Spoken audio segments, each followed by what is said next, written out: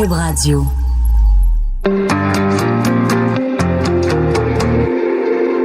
On les critique, on les juge, on dissèque leurs faits et gestes. Mais qui sont les hommes et les femmes derrière nos politiciens? Loin du débat partisan, au-dessus de la mêlée, je vous offre de les découvrir pour essayer de les comprendre.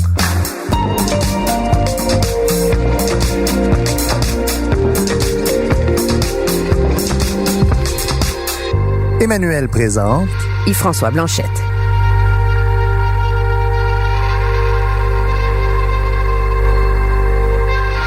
Avec une pomme de terre déjeuner. Pardon? Non. Fait que là, t'es pogné pour manger du McDo. Ben oui, mais qu'est-ce que tu veux quand une fille a faim, là? J'en peux plus, je suis en train de m'auto-digérer. Ça ressemble à quoi une journée comme aujourd'hui pour toi? Ben, ce matin, j'ai mis mon réveil à 6 heures pour préparer ma chronique radio, mais je me suis rendormie, comme toujours. Alors finalement, à 7h moins 10 à peu près, j'ai émergé, je me suis fait un café, je me suis assise dans mon lit pour préparer ma chronique avec Benoît Dutrisac.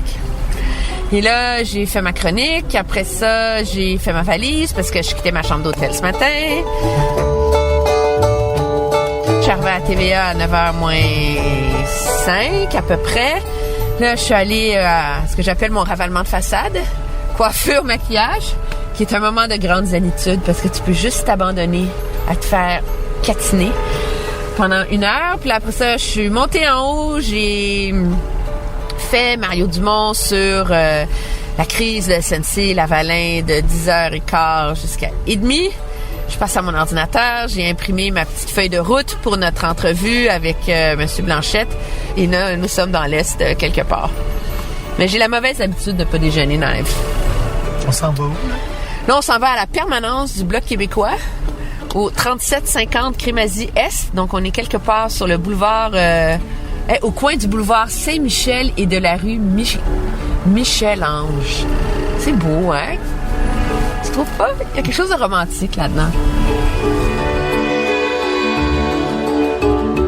Militant de longue date, souverainiste, convaincu, ex-ministre, ex-gérant d'artiste, ex-président de la Disque, Yves-François Blanchette a un parcours qui sort de l'ordinaire pour un petit gars né au cœur du monde agricole près de Drummondville. Il a pris sa carte du Parti québécois à 14 ans, fait des études en anthropologie et se décrit comme un ermite à l'université.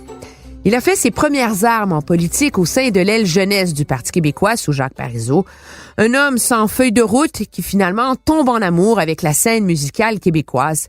C'est là qu'il rencontrera celui qui deviendra son protégé.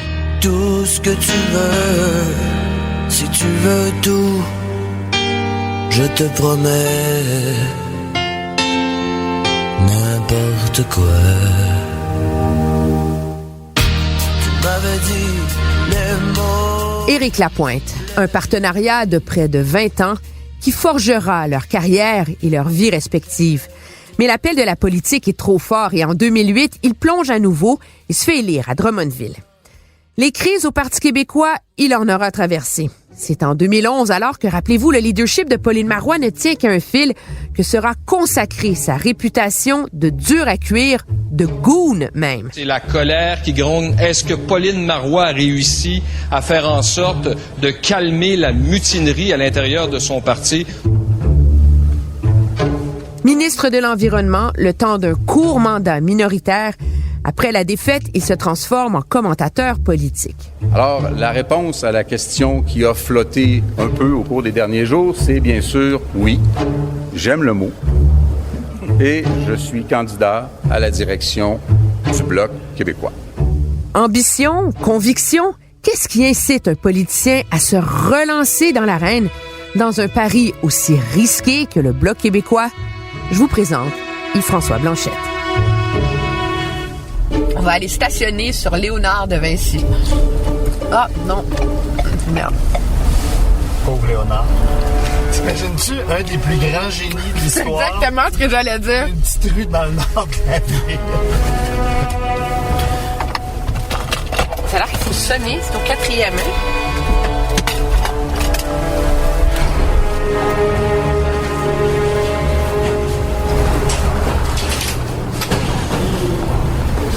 Pendant longtemps, ils dépendaient beaucoup du financement du gouvernement. Hein? C'est les lois que Jean Chrétien avait mis en place.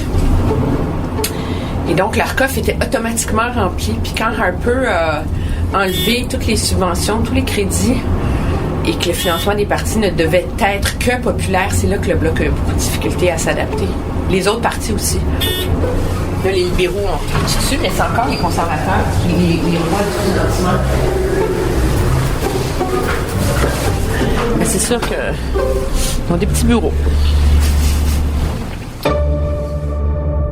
Décrivez-nous votre magnifique bureau de chef du Bloc québécois. En fait, je le définis pas comme mon bureau parce que je leur ai dit j'ai pas besoin d'un bureau, mettez du vrai monde qui travaille pour vrai là-dedans. Fait que des fois quand je viens, il y a du monde qui sont installés puis qui sont en train de travailler. Il y a rien à moi dans la pièce ici, là, zéro. La permanence n'est pas assez grande pour qu'on se permette de dire hey, cette pièce-là vide, là, on va la garder pour le chef. Moi, ça m'énerve, là, ça m'horripile comme concept. Mais on est sur le bord de l'autoroute 40, ce qui nous offre une perspective de villégiature absolument extraordinaire. C'est merveilleux. Regardez comme c'est beau, les camions et tout ça. Puis à ce temps-ci de l'année, c'est horrible parce que les vitres sont texturées au calcium et à la poussière. C'est très joli. Mais c'est le murmure des changements climatiques. C'est aussi la vraie vie. Il y a quelque chose, je peux pas dire que je tripe sur le quartier, là. Mais il y a un côté vraie vie ici. J'aime mieux que la permanence soit ici que la permanence soit dans un quartier chic du centre-ville de Montréal qui ne représente pas du tout ce que nous, on représente. Je suis content qu'on soit dans l'Est. Je suis content qu'on soit dans le vrai monde. Puis je me dis que ça n'a même pas besoin d'être sur l'île de Montréal une permanence politique. Vous allez la mettre en région? Bon, il faudrait pas que les gens de Jonquière s'émoustillent parce que je pense pas que j'irai jusque-là, mais l'île de Montréal n'est pas le centre du monde et c'est certainement pas l'épicentre du Bloc québécois, même si je pense qu'on peut faire des gains significatifs sur l'île de Montréal. Mais le message qu'on est capable de passer à d'autres Québécois qui ne vivent pas sur l'île de Montréal en disant qu'une institution aussi importante pour nous que notre permanence peut être ailleurs que sur l'île de Montréal, mais je trouve que ça vaut la peine d'être essayé. Je sais pas si ça va arriver, c'est une réflexion. Fait que vous avez vraiment un attachement aux régions, vous? Ah oui, très, très sincèrement, je suis un Drummondvillois impénitent. Je me suis même pas pris de cuillère, mais je suis un Drummondvillois impénitent qui suis déménagé à Shawinigan parce que j'ai épousé une fille de Shawinigan. Puis elle était, c'est ça, c'était plus ça que le contraire, là. Mais qu'est-ce que les gens comme moi qui ont grandi à Montréal, qui sont des Montréalais dans l'âme, là, totalement, qu'est-ce qu'on comprend pas des régions? Je pense pas que ça ait besoin d'être compris. C'est juste que c'est une réalité différente. Le phénomène des régions, je pense que c'est que Montréal se comporte avec la suffisance de son poids démographique et économique. Et la suffisance, ça se vit toujours au détriment de quelqu'un d'autre. Puis le quelqu'un d'autre de Montréal, c'est toutes les régions, y inclut Québec. Et un beau jour, il n'y a pas si longtemps, Québec a décidé qu'il y en avait assez, puis ils ont réussi à faire un gros événement. Ça a renversé la perception de Québec par rapport à Montréal, qui, à ce moment-là, s'est mis à collectionner les causes oranges et les scandales. Puis Québec a vaincu son complexe par rapport à Montréal. Puis à l'heure actuelle, c'est les gens de Québec qui regardent Montréal de haut. Mais dans l'ensemble des régions du Québec, c'est toujours, il n'y en a que pour Montréal et Québec. Puis pour les régions, tu sais, les régions, c'est comme la parité en politique puis le financement politique, là. On en parle beaucoup, mais on le fait jamais. C'est les régions, on en parle toujours. On est plein de bons principes pour les régions. On est tous des gens des régions. Mais quand il y a temps de faire quelque chose, pour vrai, là, à part des phrases, là, des fois, il se passe pas grand-chose. Fait que les gens des régions finissent par en avoir aura le proverbial pompon. Puis c'est un endroit où il est très agréable de vivre. Fondamentalement, c'est ça. Quand tu viens en Mauricie, t'as le parc de la Mauricie, t'as la rivière Saint-Maurice qui est somptueuse. Il y a une offre culturelle. De nos jours, là, l'offre culturelle en région est presque pareille comme celle des grands centres.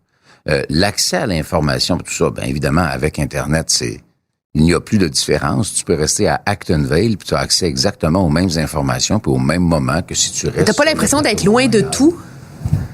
Des fois, t'as l'impression qu'il y a des choses qui sont loin de toi, mais t'as pas l'impression que toi, t'es loin des choses. Qu'est-ce que ça veut dire, ça, en français? Dire que le centre du monde est toujours là où on s'installe. C'est sûr, si je vais à New York ou à Paris, je me dis, je suis au centre du monde parce que tu sens la vibration autour de toi, mais je ne remplacerai pas Puis je serais pas capable, d'ailleurs, de me priver de la capacité de passer ma journée à grand-mère bien relax, puis de travailler mes affaires bien tranquille. Puis ça peut arriver que je m'habillerai même pas de la journée. Puis je trouve ça extraordinaire. Puis les gens à grand-mère sont habitués de me voir tout croche au IGA, puis ça les dérange pas. Ça les dérangerait à Montréal, vous pensez? Ben, ils me connaissent moins. Là-bas, j'exagère, mais on est tous un peu voisins, là. On est quand même des milliers de personnes, là, mais je veux dire, il y a cette espèce de familiarité, de proximité qui fait que on n'a pas l'impression d'être dans quelque chose d'impersonnel.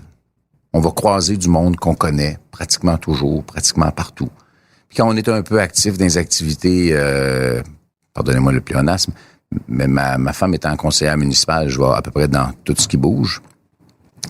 Tu vois le monde, tu reconnais d'une fois à l'autre, tu développes des amitiés. Il y a une réalité, une différence dans la vie régionale. Puis moi, j'ai été en contact avec aussi par le biais des tournées, que ce soit politique ou que ce soit avec la musique.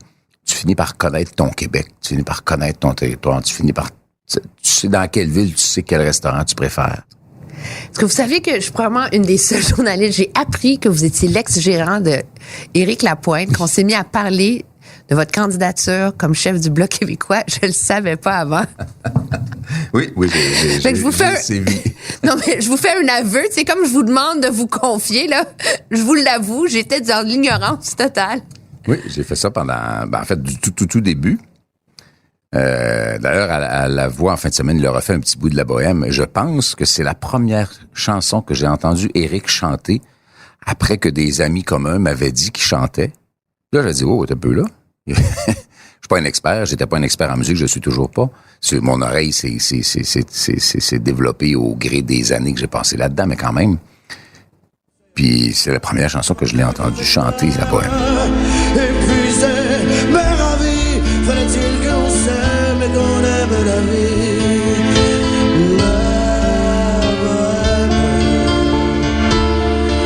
La bohème, ça voulait oui, j'ai passé 18 ans, les premières. Comment ça s'est passé, cette rencontre? Il était bénévole pour le Parti québécois dans le comté de Terrebonne quand j'étais permanent responsable des jeunes sous M. Parizeau dans les années 80. C'est une communion politique avant d'être une communion musicale. En fait, c'est une complémentarité horaire. Je pense que Éric a toujours fait les chiffres de nuit, puis moi les chiffres de jour. C'était beaucoup comme ça. Mais en fait, c'est un peu dur à expliquer. Il y a difficilement deux personnes plus différentes que Éric et moi. Mais il y avait... Je sais pas si je peux faire la comparaison. Deux frères peuvent être extrêmement différents, peuvent se tomber ses nerfs, mais il y a un lien qui nous a fait travailler ensemble, qui nous a fait développer quelque chose ensemble, quelque chose qui pour moi, et puis je suppose dans une certaine mesure pour lui, est très, très, très marquant. Quand j'ai quitté pour être candidat en 2008, je me disais que ça allait pas être un moment agréable là, d'aller dire à Éric, regarde, les incertitudes du quotidien d'un artiste qui est toujours en danger puis qui se met constamment en danger, là, ça demande un entourage. Je me dis, il aimera probablement pas ça que j'ai dit ça. Et il a été extraordinaire. D'abord parce que c'est un gars incroyablement intelligent. C'est vraiment peut-être c'est une des personnes les plus intelligentes que je connaisse. Il y a une intuition incroyable. Il y a une lecture du réel. Il est incroyable au niveau purement intellectuel, il est incroyable. Les gens ne le connaissent pas pour ça. Mais il a ça. Et il m'avait juste dit à l'époque, je peux pas plus t'empêcher de faire de la politique que tu peux m'empêcher de chanter. Et ça c'est l'affaire qu'un ami dit à un autre ami. C'est pas la phrase d'une relation professionnelle, c'est la phrase d'une relation cordiale et sincère. C'est quoi ça? Qu'est-ce que vous avez vu dans lui? Parce qu'il était pas, tu sais, c'était au tout début, il était pas connu, il était, tu sais, il y a pas une voix évidente. Comment ça s'est passé? Qu'est-ce qui a allumé, là? C'est une excellente question.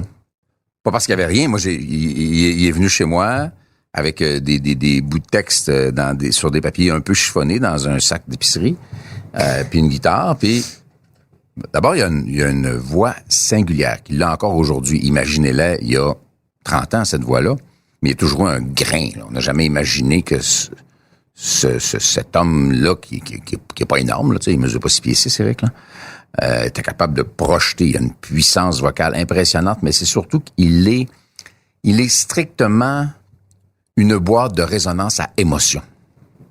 Ça sort gros comme un train, c'est énorme. Et il y a une volonté que quand il chante, il faut que ça aille chercher les gens. Je l'ai vu, moi j'appelais ça travailler une salle, là. Tant qu'il voyait pas les mains de la dernière personne en arrière d'un airs, il considérait que la job était pas faite. Il était pas arrêtable. Il ne vit que sur scène.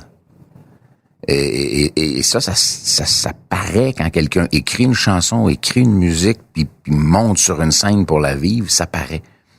Et il est dans l'absolu. Et je pense que c'est ce que beaucoup de Québécois ont trouvé chez lui aussi. Ce côté complètement absolu, de moins en moins jaloux de son intimité. Il s'ouvre. Quand il a commencé à faire la voix, on a découvert un gars qui s'ouvrait sans réserve. Puis il y avait comme plus de l'intimité du rocker sombre dans la nuit et le sous-sol. Il était plus là. Les gens se sont attachés à l'absolue sincérité puis au talent extraordinaire de ce gars-là. Moi, je pense que c'est pas quelque chose que j'ai trouvé, c'est quelque chose qui est venu me chercher, tout simplement.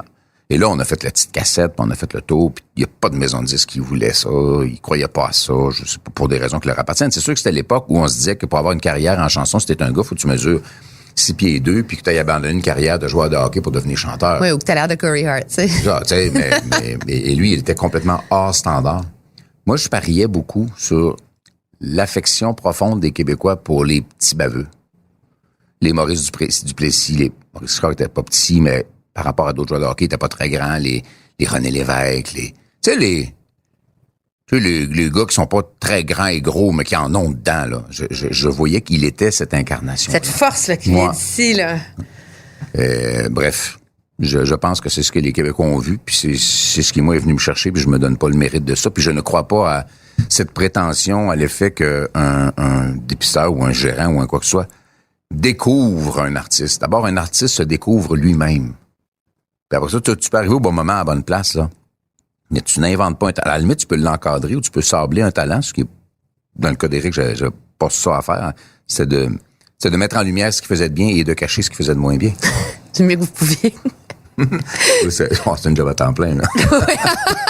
Vous êtes très... C'est là que j'ai appris la gestion de crise. Vous avez beaucoup de pudeur, hein, face à ces moments-là et ce côté-là de sa vie. Parce que j'ai entendu, on vous pose toujours la question, c'était comment on a géré? Ça ne devait pas être évident, là, on s'entend. On peut dire ça. J'entendais hier une des chansons qu'il a écrites. Puis le refrain, c'est « Maman, laisse pas ton petit gars devenir une rockstar ». Puis là, il raconte plein d'affaires là-dedans qui sont des images, qui sont faites pour être des images fortes, mais il y a du vrai là-dedans. T'sais. Ça prend une candeur incroyable pour parler de soi-même comme étant sous-mort dans une loge après un show, là.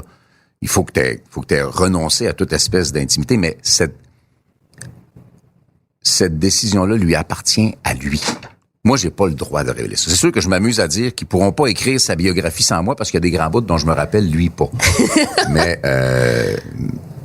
ça lui appartient, sa vie privée, même s'il décide. C'est comme les gens, ils disent, ah ben là, t'as voulu profiter de la notoriété puis d'étaler ta vie publique quand ça allait bien, ben quand ça va mal, tu vas payer pour, puis on va raconter ta vie privée quand ça va mal. Mais si on a dit ça de d'autres gens, notamment en politique, ben moi je réponds, on invite beaucoup de monde à son mariage, on invite personne à son divorce. Mm-hmm. On a droit, il a droit à sa vie privée, puis ça lui appartient, puis il en révélera ce qu'il veut bien. Vous avez été aux premières loges de l'industrie musicale pendant des années, vous avez été président de la Disque. Qu'est-ce que ça représente, la musique au Québec? C'est quoi la musique pour vous? Je pense qu'au Québec, comme partout, la musique est un véhicule de l'âme. C'est quelque chose qui, par son rythme et ses images, t'amène ailleurs.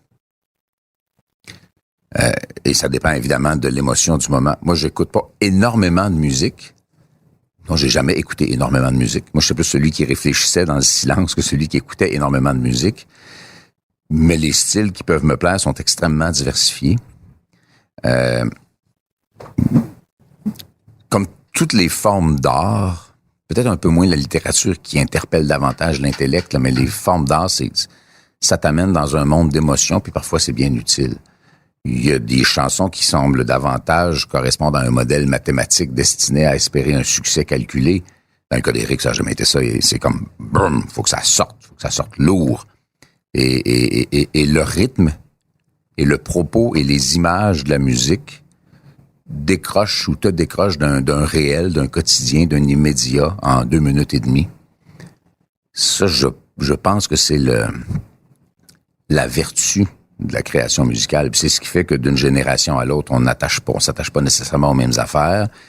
Mais c'est probablement ce qui fait que lorsque l'humain du 20e siècle a inventé le bass drum guitare, que ça, c'est resté fondamental dans une large proportion de la musique populaire. Cette espèce de structure-là qui existait à l'époque d'Elvis Presley puis qui existe encore à l'époque de Rammstein.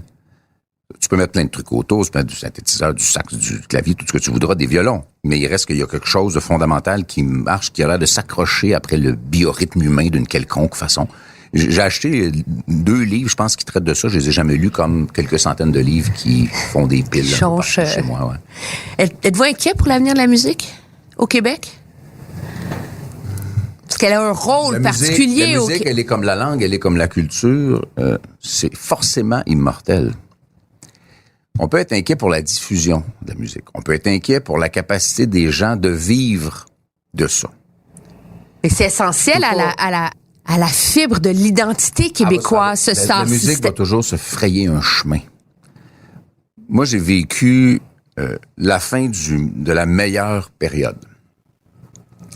On parle de la musique des années 70 comme étant quelque chose d'absolument extraordinaire au Québec. Alors, les meilleurs vendeurs de musique des années 70 vendaient une fraction de ce qui se vendait à la fin des années 90. Tu sais, les 500 000 copies de Notre-Dame de Paris, là, ça n'existait pas, là. C'est Robert Charlebois n'a jamais vendu ça, là. C'était une autre époque. On a vécu le sommet de ça, mais en même temps, on a été puni par où on a péché. On a misé sur l'attachement des Québécois pour leurs artistes, pour préserver le plus longtemps possible un modèle où on vendait pas des arts ou de la musique, on vendait des morceaux de plastique sur lesquels on avait enregistré de la musique. Puis c'est le morceau de plastique qu'on vendait. Aujourd'hui, on a accès à presque l'ensemble de la création artistique, musicale, cinématographique, littéraire, d'art visuel, avec un appareil qu'on traîne dans nos poches. Et on n'a pas besoin d'être propriétaire d'un enregistrement d'une œuvre pour y avoir accès. On y a accès à peu près partout, à peu près tout le temps, sous réserve d'un abonnement, dont le plus grand défaut, c'est que ceux qui font l'argent avec l'abonnement payent pas les créateurs puis les interprètes à leur juste mesure. C'est quoi la solution? Il faut que tout le monde ensemble s'entende, c'est-à-dire au niveau international, pour forcer ces entreprises qui sont parmi les plus riches au monde à payer adéquatement les créateurs dont ils se nourrissent, à la limite, dont ils sont d'énormes parasites. Ce qui les sert, c'est que les artistes s'expriment pas parce que c'est une job. Les artistes s'expriment parce qu'ils en ont besoin. Moi, les artistes qui m'impressionnent, c'est des gens qui ne pourraient pas être autre chose parce qu'il faut que ça sorte. Puis c'est pas pour des raisons économiques qu'il faut que ça sorte. Quelqu'un, évidemment, je me suis fait poser la question souvent, puis je reçois encore des trucs de gens qui veulent des conseils en musique, mais je me considère comme plus là. Mais si tu fais ça dans le but de te monter un compte de banque, reste chez vous. Si tu fais ça dans le seul but que ce soit une carrière, pas sûr. Exprime-toi parce que tu as besoin de le faire, comme d'autres ont besoin de chiffonner, de griffonner des poèmes sur un bout de feuille parce qu'il fallait que ça sorte. Fais-les pour ça, puis si ça a été une carrière, ben ça en sera une. Je suis convaincu qu'Éric n'a jamais pensé qu'il y aurait la carrière qu'il a là, puis je le soupçonne d'avoir toujours eu le syndrome de l'imposteur, d'avoir jamais accepté et compris son propre succès.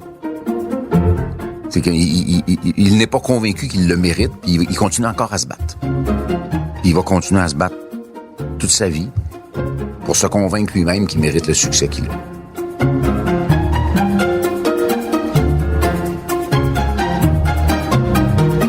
Est-ce qu'il y a un parallèle entre la vie de rocker et la vie de politicien ou entre la vie de gérant de rocker et la vie de chef de parti? La différence première, c'est que tu es en avant.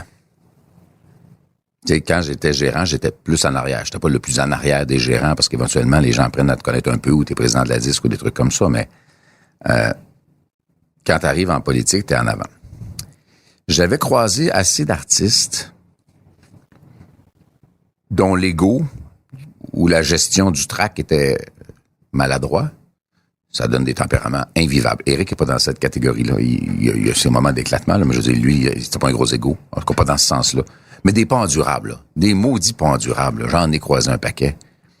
Donc, quelques-uns en politique aussi. Et j'ai dit aux gens avec qui je travaillais à l'époque, et je l'ai redit récemment, dites-moi si je fais ça. Parce que c'est vraiment pas le fun. C'est pas le fun de composer avec des gens qui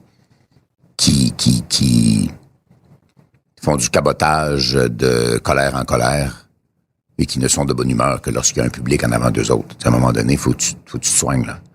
Il y en a qui sont insupportables. Ils sont insupportables. Là, le monde, il peut y avoir 20 000 personnes dans le Centre Bell pour les voir, mais quand ils arrivent en arrière, ils sont insupportables.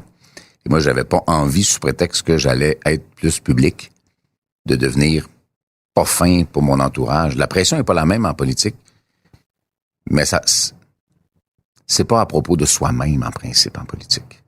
T'es au service de quelque chose, en théorie. Puis là, ben... Vraiment? Oui, c'est supposé. Parce qu'il y a beaucoup de gens dans la vie d'aujourd'hui qui en doutent, hein? Oui.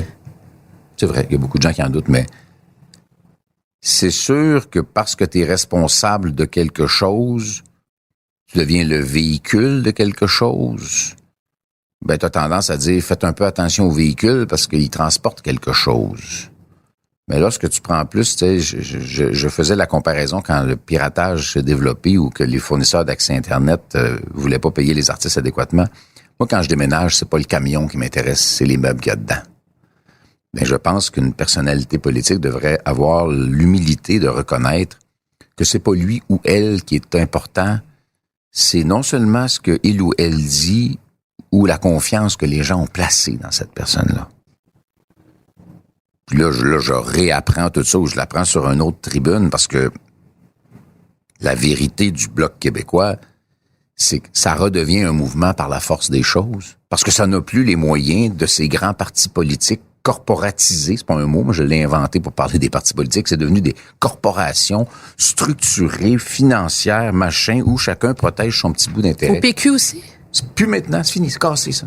On n'a plus les moyens. La défaite force... Mais c'est extraordinaire parce que... D'abord, ma défaite de 2014 m'a appris qu'on apprend beaucoup plus dans la défaite que dans la victoire. Parce que dans la victoire, le lendemain matin, tu es en train de penser à l'autre lendemain, puis à l'autre lendemain, puis à l'autre lendemain, avec un petit moment pour te trouver bon toi-même. Dans la défaite, tu te trouves pas mal moins bon. Puis ça revient. Je m'accuse de ne m'être jamais complètement remis de la défaite de 2014. Vraiment? Pas au point de dire je suis revenu pour ça, c'est pas vrai. J'avais apprivoisé, j'avais appris à vivre avec. Je connais des gens qui ont jamais digéré leur défaite. Pourquoi ça fait si mal? Parce que tu as l'impression que c'est très ingrat. La politique, c'est vrai, ça c'est un cliché, mais c'est vraiment une drogue dure. Il faut que tu te disciplines, malgré la fatigue, puis tout, là. Il faut que tu te disciplines à en faire moins, parce que tu pourrais te laisser dévorer. Moi, après la politique, j'ai reperdu les 30 livres que j'avais pris en politique. Puis je me suis bien juré de ne pas les reprendre maintenant. Ce matin, j'étais au gym, là. Faut garder la discipline, puis la conciliation entre la vie de couple, la vie de famille, puis la politique. Faut arrêter d'en parler, puis il faut le faire. On a une réunion dans les prochains jours, nous, à l'interne, ici, avec des gens autour de la table. Puis là, je dis, je veux des moyens concrets. Qu'est-ce qu'on va faire pour de vrai?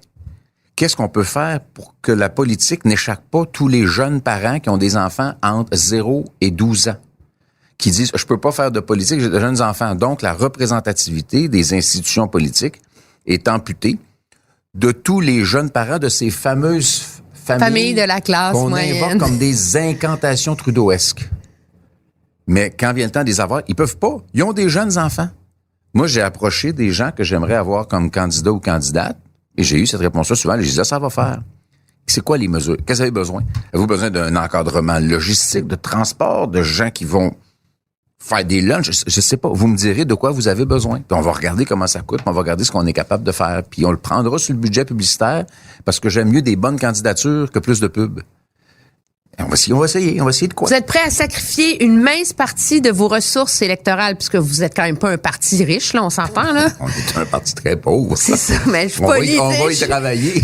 Mais vous êtes prêt à sacrifier une partie de ça pour payer des mécanismes pour ramener des jeunes plutôt que de vous donner les moyens d'avoir un plus bel autobus, faire de la pub, faire clairement. tout ce qui gagne les élections? Ah, moi, clairement, je pense que c'est les candidats et les candidates qui gagnent les élections aussi, mais le parti n'a plus tous les moyens qu'il avait et ça a quelque chose d'extrêmement salutaire. T'sais, on répare le char avec des bouts de broche, là, mais il roule, puis il carbure au cœur. Il carbure à la passion des gens qui reviennent, d'ailleurs. Il y a plus de financement et de cartes de membres qui rentrent de leur propre initiative que par ce qu'on fait présentement. C'est quand même assez extraordinaire. Là. On fait des activités de financement. Il y a plus de monde qui, de leur propre choix, vont sur Internet, puis font des dons, puis signent le carte de membre que ce que nous autres, on est capable d'aller signer sur le terrain. La difficulté que ce soit un mouvement comme peut-être, avec des différences bien sûr, ça l'a été au début, quand le mouvement souverainiste a commencé à se structurer, puis il fallait qu'il invente l'équipement en l'utilisant. Il y a quelque chose de fascinant, il y a quelque chose de très terroir, de très vraie vie là-dedans que moi je trouve extraordinaire. Mais c'est au quotidien, c'est dur. Qu'est-ce qui est le plus dur? C'est pas la... Pas de moyens, tu peux pas dire... Alors pourquoi vous l'avez fait? On le paye. Tu sais, pourquoi? Je veux dire, vous étiez bien, vous étiez RDI, vous aviez une belle tribune, tu sais. C'est la bonne question. Non, mais tu sais, sérieusement, là, c'est pas comme ça on vous a demandé, tu sais, c'est même pas chef du PQ, c'est D'abord, chef j'ai du bien Bloc. fait de le faire parce que j'adore ça. Je n'ai jamais eu autant de plaisir dans un travail que j'en ai à l'heure actuelle. Plus que comme ministre. Ah non, ça se compare même pas. Mais comment? J'ai énormément de plaisir à faire ça présentement. Je me lève le matin puis j'ai ce que j'appelle du spring dans le mollet, là. Ça me tente. On y va puis je pars. Ça fait 5 minutes que je suis réveillé puis je suis déjà dans mes trucs. Puis là, j'ai d'autres activités ou mon entraînement puis il faut que je me discipline parce que je vais continuer à travailler jusqu'à ce que je sois vraiment, vraiment tanné. Puis là, j'arrive au soir puis je me dis, tout le monde dit que ça va bien, ça doit pas aller si bien que ça. On a passé la journée à régler des problèmes.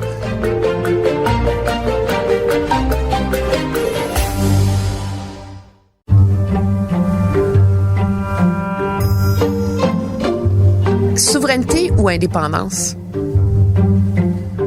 Dans l'usage, au Québec, les gens considèrent que ça veut dire la même chose. Alors, ça me permet de moins souvent répéter le même mot, j'en ai deux. C'est comme écologie puis environnement. Oui, mais il y en a un qui est chargé puis l'autre qui l'est moins. Non? Pas dans la perception du public. Ça a été sondé, ça, pas dans la perception du public. Alors, pourquoi il y a une telle dichotomie? Tu sais, Martine Ouellette a vu qu'on dise indépendance, puis il y en a qui disent souveraineté. Vous, c'est lequel que vous préférez? Moi, j'utilise les deux selon les circonstances. Je reconnais que le mot indépendance a une charge militante un peu plus importante, alors que le mot souveraineté a l'air d'avoir une espèce de connotation plus intellectuelle. Cependant, M. Parizeau utilisait souveraineté, puis j'aurais bien de la misère à ce qu'on me convainque que M. Parizeau manquait d'engagement souverainiste ou indépendantiste. Par contre, toi, M. Landry utilisait beaucoup... lui, il mettait le mot national, c'était indépendance nationale. Il y a eu, selon les époques, des mots plus ou moins à la mode. Pierre Bourgault utilisait carrément indépendance. Chacun a sa façon, mais c'est pas des mots qui sont exclusifs l'un à l'autre. C'est des mots qui sont complémentaires puis qui veulent, dans l'opinion publique, dire la même chose. Comme environnement puis écologie, dans la tête des gens, c'est la même chose. Dans la mienne, c'est pas tout à fait la même chose. Mais je comprends que... C'est moi, quand je vais voir mon médecin ou que je vais au garage, j'utilise des beaux grands mots que je comprends pas. Ils peuvent utiliser ce qui, pour moi, est des synonymes, même si les autres ne considèrent pas que ça veut dire la même chose, puis je vais très bien vivre avec ça. Fait que j'embarque pas dans des débats de fioritures que je considère comme puériles. Puis pourquoi en quoi elle est différente, l'offre de la souveraineté ou de l'indépendance en 2019 par rapport à quand vous êtes entré en politique, en 87? À l'époque, et les gens de mon âge un peu plus vieux, très peu dans les plus jeunes, mais beaucoup dans les plus vieux, pour nous, la souveraineté était la conclusion naturelle de la Révolution tranquille. On était parti de Canadiens français assujettis au pouvoir économique des Anglais dans les années 50, avec l'autorité morale de l'Église qui nous disait de quel bord il fallait se peigner. Et on est arrivé dans les années 60-70 où on se dit, on se peignera plus, on slack les affaires d'église, on devient des Québécois, on a des arts et une culture qui se mettent à chanter, à danser ça partout. Puis on en oublie des petits bouts parce qu'on fait le party pas mal. Puis la conclusion logique de cette affirmation-là qui a eu son Québec Inc., qui a eu son système d'éducation, qui est peut-être l'âme la plus profonde de la Révolution tranquille, c'est ce qu'on a changé en éducation. La conclusion logique de ça, pour bien des gens, c'était que cette nation-là, comme tant d'autres, quelques dizaines d'années auparavant, ou dans les quelques dizaines d'années qui avaient précédé, la conclusion logique, c'était tous les attributs de la souveraineté. Puis on l'a pas fait. On l'a pas fait 2 fois. Ça nous interdit pas de réessayer 3 puis 25 si on veut, parce que le droit à l'autodétermination ne s'éteint pas lorsque tu l'exerces pas 1 fois, 2 fois ou 3 fois. Il ne s'éteint pas, point. Il reste réel puis il reste ancré dans les valeurs et dans la Charte des Nations Unies. Pour les jeunes, aujourd'hui, leur dire que l'indépendance, c'est la conclusion logique de la Révolution tranquille, ça veut rien dire. Ils n'ont pas connu la Révolution tranquille, puis ils ont vu plutôt les années durant lesquelles on l'a déboîté pas mal, la Révolution tranquille. Et j'ai pas besoin d'inventer un argumentaire tordu, puis rentrer un bloc carré dans un trou rond quand je dis qu'aujourd'hui, le Québec a la capacité, donc le devoir, de mettre en œuvre un modèle écologique de développement économique, un modèle de création de richesse qui est compatible avec l'environnement. On a la capacité, nous, de le faire. On a le talent de le faire. On a les centres de recherche pour le faire. Le Canada s'inspire des centres de recherche du Québec, quand même, là. On a, évidemment, les ressources naturelles. On a le potentiel industriel. On a tout ce que ça prend pour développer un modèle différent. Et plutôt que de prendre nos ressources pour développer notre modèle différent compatible avec le développement durable, on regarde le fédéral prendre 4 milliards récemment, là, engager 4 milliards d'argent québécois dans l'exportation du pétrole de l'Ouest, qui va d'ailleurs avoir pour effet d'augmenter le prix du baril de pétrole de l'Ouest, qu'on va racheter ensuite. Donc, on subventionne l'augmentation de notre propre pétrole à la pompe. On va payer le coût des changements climatiques. Puis on va regarder la valeur du dollar augmenter au même gré des exportations de ressources naturelles de l'Ouest. Mais ça enrichit le Canada qui contribue à nous enrichir. Il y a tout un argument à faire autour de ça. Là. Donc, OK. Donc, on dit à une nation, totalement légitime en soi comme nation, votre modèle à vous, ça va être de subventionner notre modèle, puis le lendemain, on va vous envoyer un chèque. Notre chèque va avoir tout sauf un effet structurant parce que c'est l'État qui va le prendre pour donner ses services. Et l'effet structurant de votre argent, on va l'utiliser pour développer l'économie de l'Ouest tant et aussi longtemps qu'on va être capable. Parce qu'à un moment donné, le pétrole ne sera plus utilisé, puis il n'y aura plus rien qui va pousser là non plus. Est-ce qu'on n'a pas le droit, nous, comme n'importe quelle autre nation, des plus petites puis des plus pauvres d'ailleurs, de dire on va faire nos affaires à notre manière? Et est-ce qu'on n'a pas le droit? Moi, c'est mon cas. Moi, je suis fondamentalement autant écologiste qu'indépendantiste. Fait qu'on me dit, ben non, nous autres, on va recevoir un chèque, fait qu'on va se taire dans notre coin, puis on va être complice, malgré nous, du développement de ce qui est présentement un des plus graves problèmes de la planète et dont le pire exemple est justement ici dans l'Ouest canadien. Le pétrole, les sables bitumineux est le pire. Si c'est si clair que ça, pourquoi le mouvement souverainiste n'est pas capable de l'articuler, ce plaidoyer pour la souveraineté? Comment ça fait? Ça fait des années là, que vous vous triturez de défaites en perte d'appui. Là. C'est bizarre que la nation québécoise se soit débarrassée des incantations pour s'en réinventer d'autres. On ne fait pas progresser l'indépendance en répétant le mot. Puis on ne fait pas progresser l'écologie en répétant le mot. Mais là, on a tout fait ça. C'est ça l'erreur des souverainistes dans les dernières années? Moi, je pense il y a des gens, puis je me rappelle quand j'étais au Conseil des ministres, il y avait 5-6 ministres, puis c'était des gens qui avaient une véritable sensibilité environnementale, puis on se grattait la tête lorsqu'on a pris une couple de décisions. Mais on est solidaires, on est dans un Conseil des ministres. Moi, j'ai pas inversé la ligne 9B d'Enbridge avec un sourire. J'ai pas fait un party le soir, j'étais pas très heureux. Puis ma job était d'essayer de minimiser les dommages hypothétiques d'Anticosti, quoique j'étais sûr que ça allait pas se faire parce qu'économiquement, j'étais sûr que c'était pas viable. Mais j'avais pas le pouvoir de mettre un veto sur ces activités du gouvernement auxquelles j'appartenais non plus. Tu sais, il y a des affaires comme ça qu'on a acceptées, puis on était plusieurs autour de la table à dire, ouf, on n'est pas sûr, mais on n'est pas à la tête de ce gouvernement-là. Puis les temps changent et le nombre de personnes qui ont une véritable sensibilité environnementale, puis qui sont prêts à dire, il va falloir poser des gestes sérieux, ils sont de plus en plus nombreux. Malheureusement, si moi je vais dire aux gens, voici ce que nous allons devoir faire pour réparer nos dommages ou mitiger les dommages, il suffit qu'un Andrew Scheer de ce monde arrive à côté et dise, c'est même pas vrai. On continue comme avant. Ça va marcher. Vous allez voir. Le marché va gérer les changements climatiques. Il nous répète ça avec le plus grand sérieux du monde, là.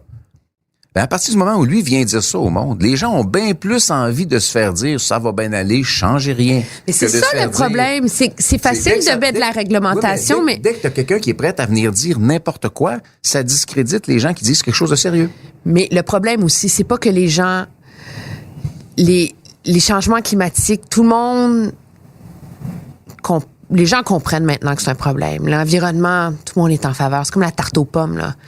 Mais de là à payer plus cher, à changer, c'est fondamental les changements que ça exige dans la vie des gens, là. C'est ça que les gens, ils veulent pas faire. Ils veulent pas payer plus cher, ils veulent pas... Qui dit payer plus cher? Mais c'est pas gratuit, là, à un moment donné. Non, il faut que tu changes tes comportements. Il y a rien qui établit que les comportements que tu vas changer. Moi, il y a un truc qui me fascine. D'abord, les Québécois confondent. Le recyclage est tellement une vertu qu'on est fier quand on en a plus dans le bac. On n'a pas compris quelque chose, là. C'est pas ça le but. Pas ça le but. Le but, c'est pas d'avoir le plus gros bac à recyclage possible.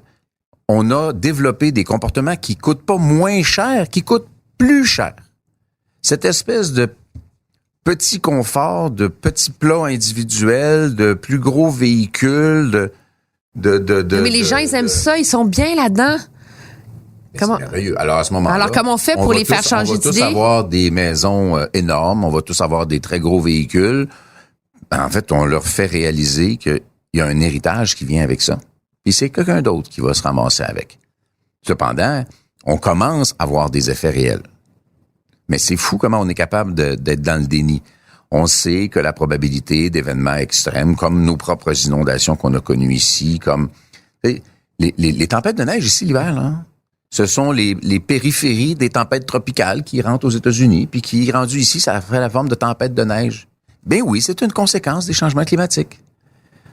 Les gens intègrent l'information en souhaitant que ça implique le moins de changements possible dans leur vie. Et le rôle d'un État, c'est d'avoir du leadership et d'encourager les changements de comportement. Auriez-vous pensé que le petit garçon qui est né en avril 65 dans un rang un peu creux, là, tu sais, pas... c'est pas si pire. Non, la route 22, c'était quand même... Le chemin de Sorel, ça faisait de Victoriaville à Sorel, quand même.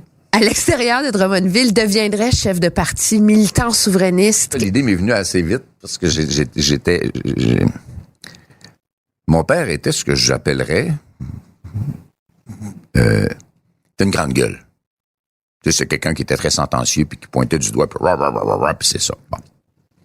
Mais c'était pas un militant au sens structuré du terme. Mais il était à l'époque où, si t'es un francophone régional d'une 40aine d'années, René Lévesque, c'est ton homme.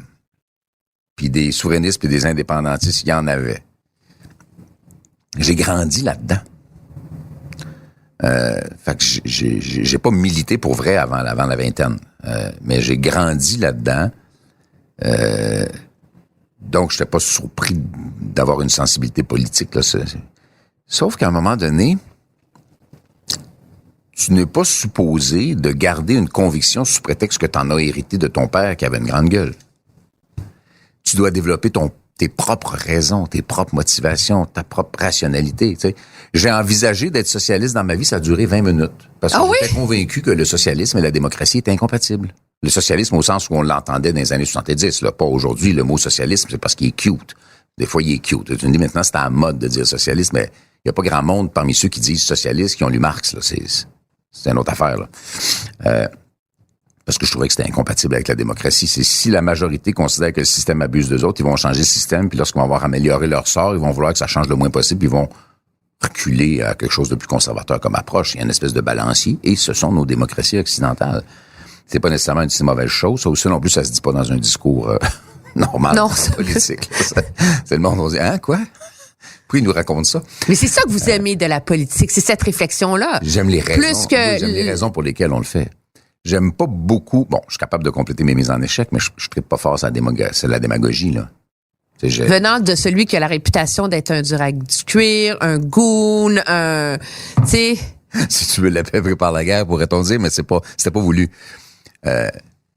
D'abord, ça ne correspond pas. Les médias se sont emparés de ce personnage-là à l'époque. Tant et si bien que je peux rigoler pendant 20 minutes, il y a des maudites bonnes chances que la minute où je rigole pas, ce soit ça la photo dans le journal. Cette image-là colle.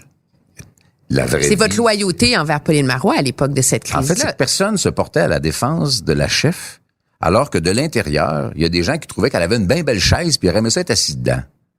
Puis je trouvais ça incorrect. Et j'ai pas demandé, j'ai pas dit, hey, voulez-vous que je fasse ça pour vous, là? J'ai pris l'initiative de le faire. Et ça a été reçu comme un peu dur par un certain nombre de personnes dont ça ne favorisait pas les plans et les ambitions. Fait que l'image a collé après ça du goût. Je suis capable de le faire. J'avais déjà fait un peu de gestion de crise. On en parlait un peu plus tôt.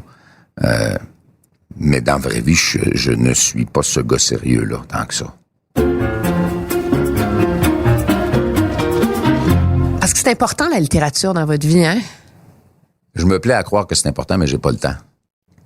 Le lire, là, juste faire rien puis lire, c'est relativement rare. C'est au moment de se coucher, puis au moment de se coucher, tu prends ton livre, puis tu te rends compte qu'après 3/4 de page, t'as un œil qui est déjà fermé.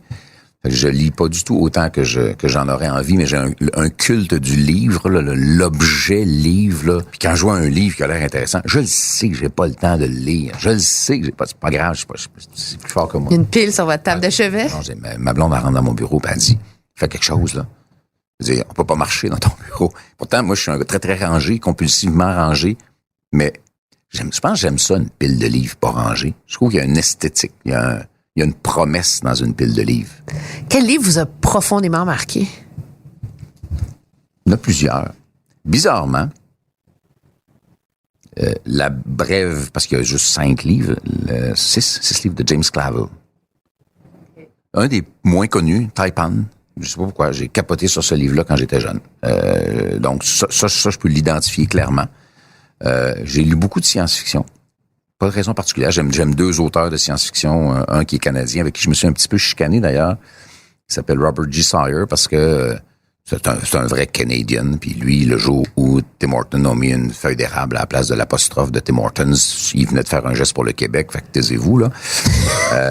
Mais j'aime beaucoup ça. J'aime beaucoup ses livres. Puis Dan Simmons, qui est sombre comme ça, pas de bon sens, mais j'aime ça. Bon, je vais là-dedans. Puis, livre d'anthropologie. Je suis anthropologue de formation et j'ai encore une passion pour l'anthropologie. Vous êtes le deuxième. Alors, Valérie Plante est anthropologue aussi.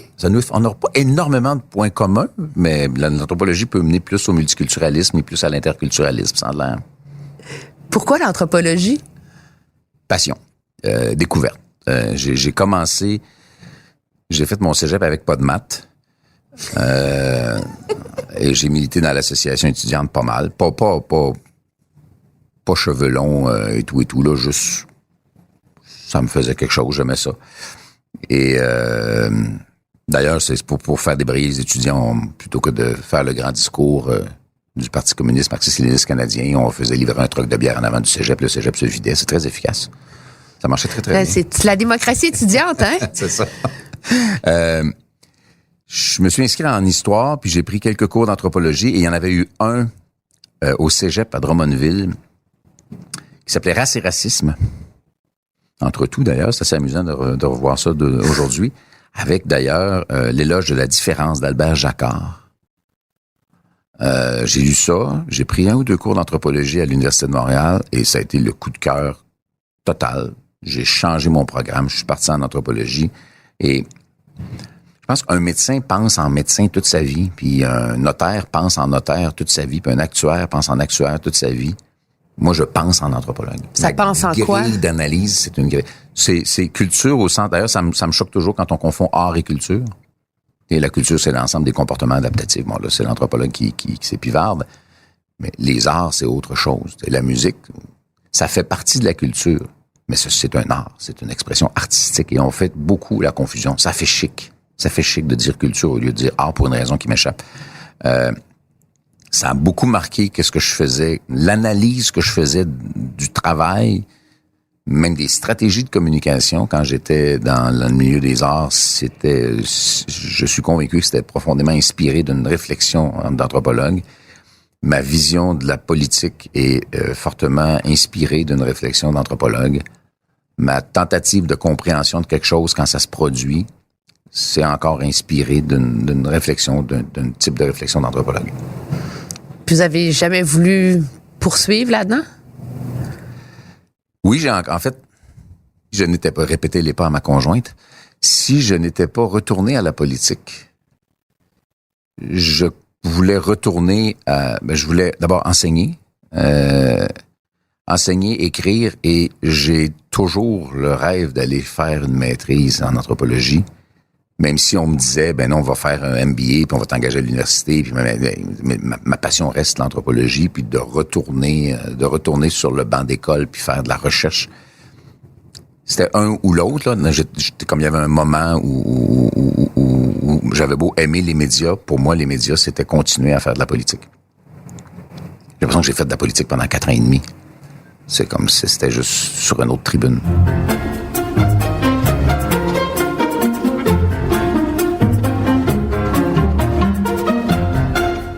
En février, le greffier du conseil... Non, mais ça m'a ouvert une porte, un truc que je veux vous entendre. Le greffier du conseil privé, en témoignant à Ottawa, a dit qu'il est inquiet pour le Canada. Le vomitoire de Twitter empoisonne la vie politique. Est-ce que vous partagez cette analyse? Là, on va parler à l'anthropologue. Les gens ont quand même l'impression que les élites n'ont pas livré leurs promesses, puis à la limite, les ont trahis. Et les gens ont découvert par les réseaux sociaux, avec des excès que moi-même je trouve épouvantables. Gérer les insultes sur les réseaux sociaux, là, je trouve ça... Puis j'essaie de faire mon... Je m'occupe de mes propres réseaux sociaux parce que c'est une conversation en direct avec du vrai monde. Pour faire le ménage des imbéciles qui viennent ramper là-dedans, puis c'est épouvantable de lire. Parce qu'on vous accuse d'avoir fait pas mal de dérapages, vous aussi, d'être assez vitriolique par moment. Moi, Je suis capable de défendre pas mal tous mes dérapages. Mais donc, vous n'êtes pas si pire que ça. Ah non, j'essaie de ne pas utiliser l'insulte personnelle. Je peux pas jurer que je l'ai jamais faite, là. J'ai déjà eu des débats animés. Mais j'essaie de pas utiliser l'insulte personnelle. Puis pourquoi c'est utile pour vous, ça? Comme c'est une agora de la démocratie ou un fléau qui l'empoisonne? C'est une stratégie de contournement des médias conventionnels. C'est coquin, ça, hein? Non, pour un politicien. Mais en termes de la société dans son ensemble? Moi, je pense qu'un maximum de gens qui peuvent s'exprimer, il y en a qui vont le faire mieux, il y en a qui vont le faire moins bien, il y en a qui vont l'utiliser pour faire sortir le méchant, il y en a qui ont beaucoup de méchants à faire sortir. C'est un épiphénomène de ce qui reste quelque chose de fondamentalement intéressant. Les gens se créent des communautés. Les gens se rejoignent les uns les autres comme ça. Moi, je disais à l'Université de Montréal la semaine dernière, j'ai connu les derniers centres Paul Sauvé à 10 000 personnes avec un café puis une cigarette ou une bière avec Pierre Bourgault ou René Lévesque en avant, puis on capotait. Puis c'était extraordinaire. C'est vrai. Aujourd'hui, à chaque jour, la portée potentielle des réseaux sociaux que j'utilise, puis je les ai pas développés beaucoup encore parce que je commence à peine, là, c'est des dizaines de milliers de personnes par jour. Oui, mais le centre Paul Sauvé, c'était le rêve, c'était... Tu sais, il y a quelque chose de romantique là-dedans, là. Je veux dire, moi, j'étais trop petite, je sais pas, là, mais j'ai vu les images, c'est... Puis on a tous trippé fort ces filles de Caleb aussi. Mais on est rendu en 2019...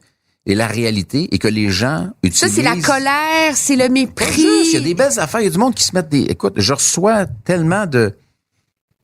toutes sortes d'affaires qui ne se veulent que gentils, là. Il y a des gens qui envoient plein de trucs sympathiques, gentils, fins, fleurs bleues, New Age. Il n'y a pas juste des méchancetés sur les réseaux sociaux. Il y en a des méchancetés. Et les xénophobes et racistes de ce monde utilisent beaucoup les réseaux sociaux. Et Dieu sait, vous pouvez le dire publiquement... Je les haïs, les racistes. Je suis pas capable. J'endure pas ça. J'endure pas la lâcheté, j'endure pas la fermeture, j'endure pas tout ça. Puis ils sont très présents sur les réseaux sociaux. Je trouve ça épouvantable et je les bloque sans vergogne et je ne retiens pas le prétendu argument de la liberté d'expression. Parce que je ne prive personne de sa liberté d'expression en ne lui donnant pas accès à mon Twitter ou à mon Facebook. Il peut dire ce qu'il veut sur le sien. Il peut m'insulter tant qu'il veut sur son Facebook à lui. Il viendra pas le faire sur le mien. C'est mon salon virtuel à moi, là. Je vais inviter qui je veux, puis pas qui je veux pas. C'est sûr que c'est pas un outil privé. Il y en a pour qui c'est des petites communautés privées, puis ils connaissent tout le monde qui sont dans leur réseau social. Moi, j'ai une partie de ma vie qui est une vie publique. Puis si j'avais pas une vie publique, j'aurais peut-être pas de réseaux sociaux. Pour moi, ça sert strictement à ça. Mais je ne démonise pas les réseaux sociaux, mais je reconnais qu'il y a des imbéciles diplômés. Ils sont pas une menace pour la qualité du débat démocratique? Je pense qu'on a atteint un peu le paroxysme de ça lorsque le président des États-Unis s'est inscrit dans ce courant de pensée où la vérité n'est plus quelque chose qui est digne d'être véhiculé, là. Mais je pense encore que l'essentiel de l'usage des réseaux sociaux, c'est de permettre à du proverbial vrai monde de s'exprimer et d'avoir l'impression qu'il y a quelqu'un quelque part qui les lit, qui les entend, qui les écoute dans leurs amis, dans leurs réseaux. Je parle pas juste des personnalités publiques. Et je trouve ça extrêmement intéressant. Quoique lourd à gérer, les gens qui m'écrivent directement par message privé, qui me font des commentaires, j'ai l'impression de parler à du vrai monde que je connais pas, que je connaîtrai jamais, puis qu'à un moment donné, ils me croisent puis qu'ils me disent, tu sais, comme si on se connaissait parce qu'on est sur les réseaux sociaux, mais tu sais, là, j'ai une photo d'à peu près 6 mm, un petit rond de 6 mm, puis ça, c'est leur visage, puis là, il faudrait que je les rencontre puis que je les reconnaisse en personne, ça arrive pas. Mais je trouve ça extrêmement intéressant, même si je trouve ça extrêmement accaparant. Puis j'ai toujours refusé que d'autres mondes gèrent. Il y avait une personne, quand j'étais ministre, elle mettait un petit signe comme quoi c'était pas moi comme tel qui l'avait fait. La culture du réseau social, c'est une culture qui est supposée être une culture de vérité. Donc parfois, tu sais, quand on fait un message très packagé et corporatiste, ça marche pas. Les gens de réseaux sociaux, ils le savent, ils le reconnaissent. Là. Ça a l'air d'une pub de char, puis ils savent très bien, puis ça marche pas. S'ils ont l'impression que la personne à l'autre bout leur a parlé pour vrai, c'est un peu mis en danger avec un certain franc-parler, j'ai l'impression que ça a beaucoup plus d'impact. Il y a bien sûr une règle fondamentale sur les réseaux sociaux, jamais après 2 verres de vin, parce que ça peut devenir... J'ai une collègue que je nommerai pas qui dit après 1 verre de vin, il n'y a pas de réseaux sociaux. C'est tout ce qui peut t'allumer le tempérament. Mais là, moi, je suis rendu tellement sage que je me rappelle même pas c'est quand la dernière fois j'ai mis un verre de vin parce que, justement, tu travailles tant d'heures par semaine, tant d'heures par jour, t'as pas le droit de te lever pas en parfaite forme, là. Peut-être qu'elle avait 20 ans de tournée, ce que j'avais à boire comme vin, je pense que je l'ai bu. Vous l'avez bu, c'est ça. La famille, c'est quoi pour vous? C'est pas simple, ça. Mon sentiment... D'abord, c'est quelque chose qui varie parce qu'on n'a pas une seule vie de couple dans une vie. Non, vous êtes rendu à 3 structures de famille, là. Je me suis jamais... jamais arrêté à faire une monographie de... Mais là, vous en avez une sacrément compliquée, là, quand même, là. C'est pas compliqué. Mais vous avez une fille une épouse, si j'ai bien compris, 2 autres enfants d'une autre épouse. Non, 3. C'est pas des épouses, en fait. Ben, des conjointes, c'est vrai. Excusez-moi. Je me suis marié 2 fois, j'ai pas eu d'enfants avec les femmes avec lesquelles je me suis marié, mais j'ai eu des enfants avec des femmes avec lesquelles je m'étais pas marié, voilà. OK, mon Dieu. Oui. Puis là, vous avez une nouvelle conjointe qui, elle, a des enfants. Moi, je pense qu'on devrait jamais se marier avant d'avoir 50 ans. On n'a pas la maturité nécessaire. Donc, êtes-vous un homme à femme? Non. Ben, oui, parce que j'ai ma femme, puis je l'aime, puis je suis extraordinairement en amour avec ma conjointe. Mais non, j'ai pas eu un... Non, je pense pas. Je suis pas un courailleux. Si ça veut dire ma femme, ça veut dire courailleux, là? Non, c'est pas comme ça. Clintonesque, là, pas du tout. Non, mais le rôle de la famille dans votre vie, c'est quoi? C'est les gens à qui on doit quelque chose d'inconditionnel. Mais je le vis assez peu avec mes frères et sœurs parce qu'on est très éclatés sur le territoire. On a très peu de contacts. Pas parce que je les apprécie pas. C'est pas ça du tout que ça veut dire. Mon père était le ciment de ma famille, puis mon père est décédé il y a 21 ans. Et je m'ennuie encore de mon père.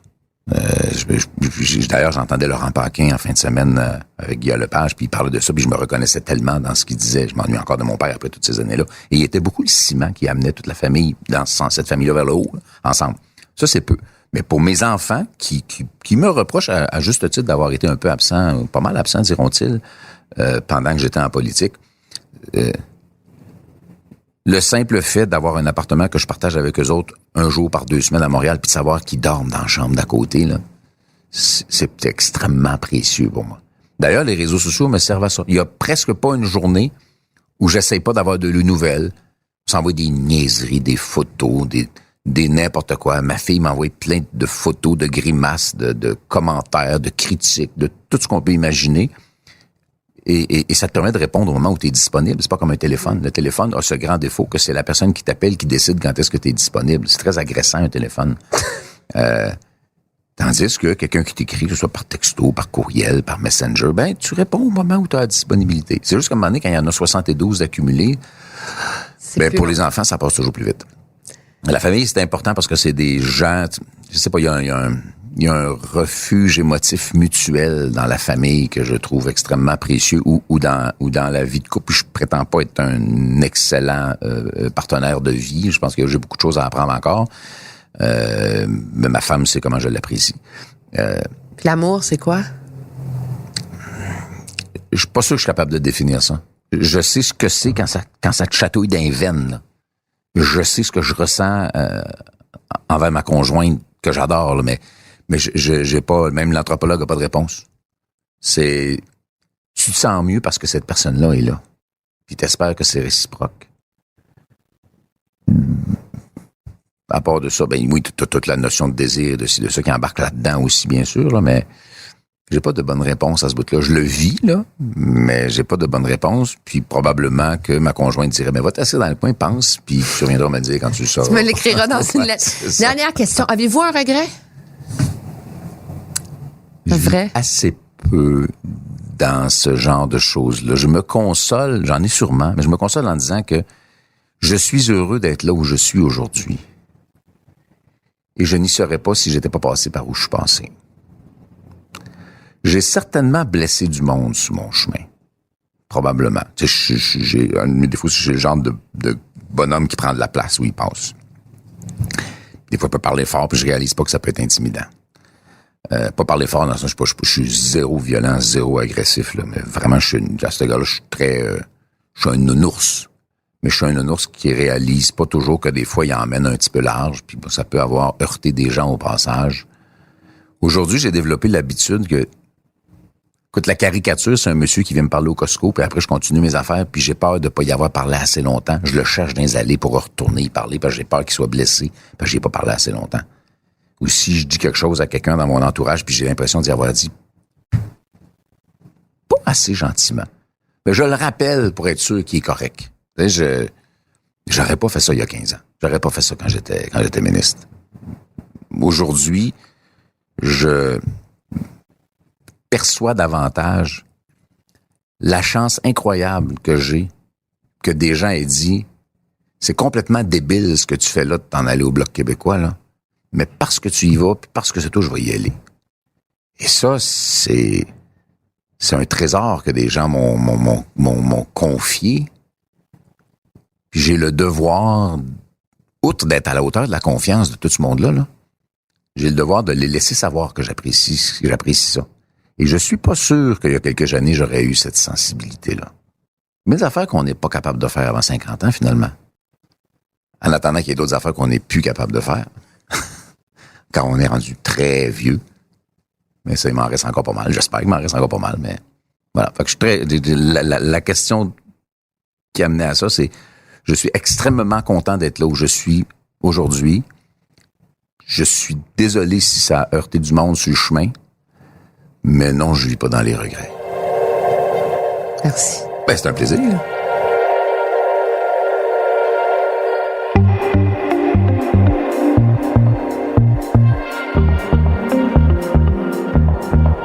Si vous aimez mon balado, aidez-nous en le partageant sur vos réseaux sociaux. Si vous l'écoutez sur une autre plateforme que Cube Radio, n'hésitez pas à donner votre avis, laisser un commentaire.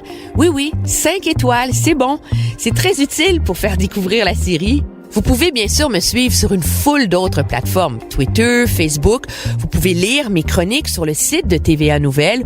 Encore écouter mes analyses, que ce soit à Mario Dumont, la Joute à LCN, au bulletin de 22h avec Sophie Thibault à TVA, ou encore, surtout, ne pas manquer l'émission politique du dimanche que j'anime, la Joute, édition dimanche à 10h et 17h sur LCN.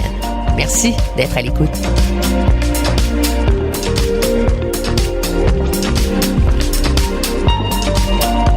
À la recherche et l'animation, moi-même, Emmanuelle Latraverse. Au montage, Anne-Sophie Carpentier. À la réalisation, Bastien Gagnon La France. Et c'est une production Cube Radio.